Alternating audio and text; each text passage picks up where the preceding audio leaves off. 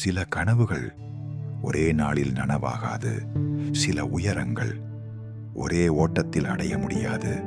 சில நேரங்களில் நம்மை விட நம்முடைய வயசை பார்த்து சிரிப்பார்கள், நம்முடைய அனுபவத்தை பார்த்து சந்தேகிப்பார்கள், நம்முடைய திறமையை பார்த்து கூட அமைதியாக புறக்கணிப்பார்கள். அப்படித்தான் ஒரு நாள் ஒரு சிறுவன் நின்றான். அவன் கையில் வேல் இல்லை, போர்க்களம் இல்லை, எதிரிகள் இல்லை. ஆனா அவனுக்கு இருந்தது ஒரு உண்மை, ஒரு ஞானம், ஒரு விடாமுயற்சி. அவர் முருகன் மலை மேல் படிகள் மீது ஒவ்வொரு அடியாக அவர் ஏறிக்கொண்டே இருந்தார். யாராவது நம்பினதால் அல்ல, யாராவது பாராட்டினதால் இல்லை, தான் யார் என்று தனக்கே தெரிந்ததால்.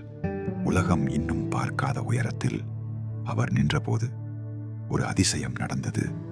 உலகம் வணங்கிய மகாதேவன் கூட அவரிடம் வந்தார் மாணவனாக.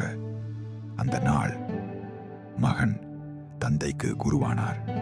இன்று இதை கேட்கிற நீயும் பலமுறை நிராகரிக்கப்பட்டிருக்கலாம், பலமுறை யாரும் பார்க்காத மாதிரி உணர்ந்திருக்கலாம்.